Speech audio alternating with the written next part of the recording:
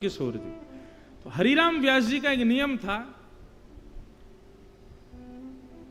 सुबह उठते स्नान ध्यान करके अपने ठाकुर जी की सेवा करते और सेवा करने के बाद बालकों से कहते भोग लगाना आदि आदि सब करना।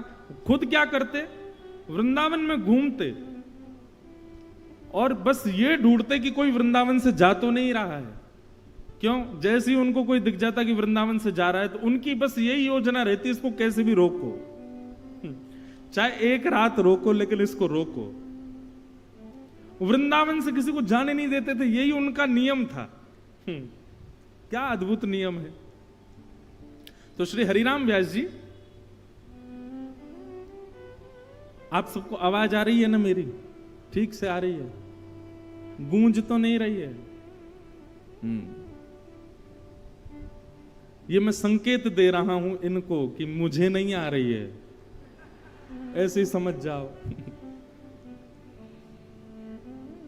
तो मैं क्या बता रहा, हाँ, हरिराम व्यास जी, उनका एक ही नियम था, वो ढूंढ ढूंढ के बस यही ढूंढते थे, सबसे कोई मिल जाए आगे उससे पूछते, अच्छा ये कहां से आए?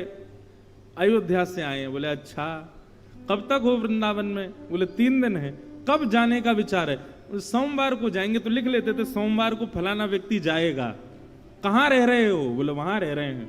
तो सोमवार को पहुंच ही जाते वहां पे और कुछ ना कुछ ऐसा करते, चाहे झूठ बोल करके रोकना पड़े उसको रोकते, ये जाए ना।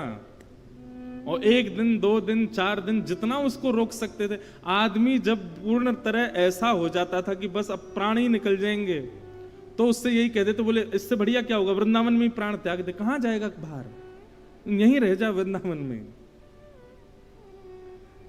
हमारे वृंदावन शतक में कहते हैं, भ्रातः तिष्ठ टले टले विटपिनाम ग्रामेषु भिक्षामटः स्वच्छंदम पिबयामुनम जलमलम चीराणि कंथाम कुरु सम्मानम कलयाति घोर गरलम नीचपुमानम क्षुधा श्री राधा मुरली रवो ब्रज सखे वृंदावनम मात्यज।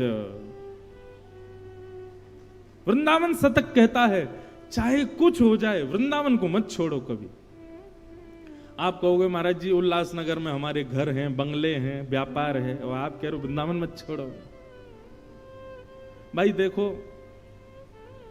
तन तो दुनिया भी छोड़ देगा, तन की बात ही नहीं होती। इस व्यास मंच से तन के लिए कोई बात नहीं होती है। यहां सारी बातें मन की हो रही हैं। तन से भले ही हमारा वृंदावन छूटे पर मन से कभी ना छूटे। मन सदा वृंदावन में रहे, ये बात कही जा रही है। आप सदा उल्लासनगर में रहो, बंबई में रहो, कहीं रहो, पर मन में एक नहीं पूरा स्थान वृंदावन को दो, और जो थोड़ी बहुत जगह बची हो वहां पे उल्लासनगर बंबई आदि वो सब चीजों को बैठाओ। ज्यादा स्पेस वृंदावन को देके रखा करो मन में। मैं भी हरिराम व्यास जी की तरह हो रहा हूं। जितना ज्यादा हो सके सब वृंदावन में ही रहो, मन से रहो। तो श्री हरिराम व्यास जी ने एक बार क्या किया, एक महात्मा आए कहीं से वृंदावन और हरिराम व्यास जी की कुटिया में आ गए। हरिराम व्यास जी ने उनको भोजन प्रसाद पवाया। महाराज जी ने अपने ठाकुर जी शालिग्राम जी दिए, बोले बाबा हमारे ठाकुर जी इनको धल लो। हरिराम व्यास जी ने उनको जुगल किशोर जी के पास विराजमान कर दिया। हरिराम व्यास जी ने पूछा जाओगे कब वापस? बोले मैं तो 4 दिन बाद चला जाऊंगा। बोले अरे राम राम राम राम, कर्म फूटते हैं तब वृंदावन छोड़ के जाता है कोई।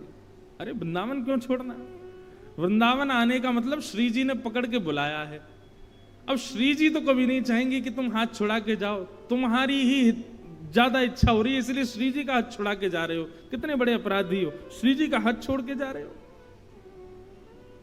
4 दिन बाद वो महात्मा कहने लगा मेरे ठाकुर जी दे दो, मुझे जाना है।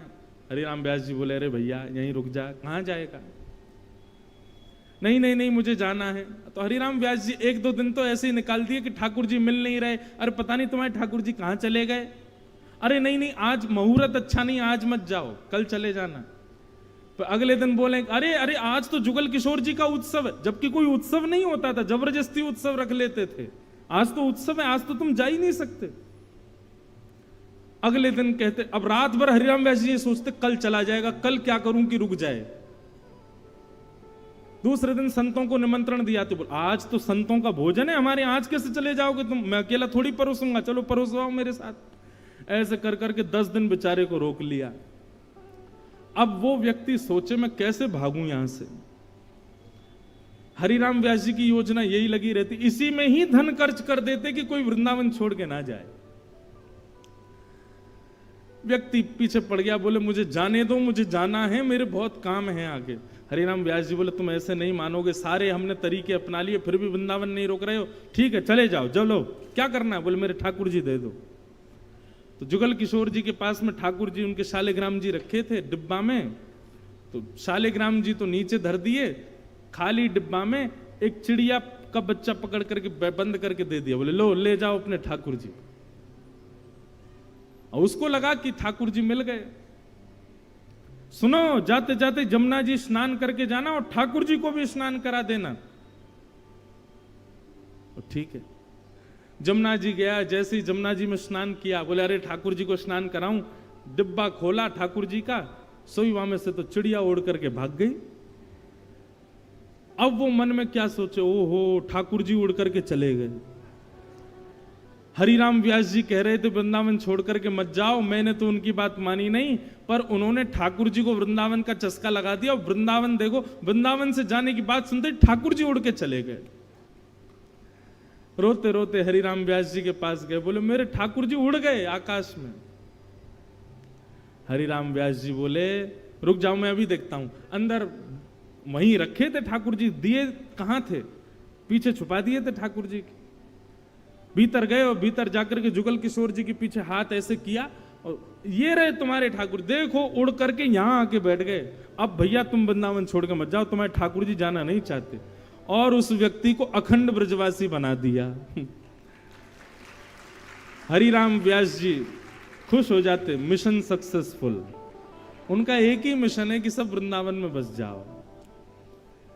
हरिराम व्यास जी का एक बहुत सुंदर पद है,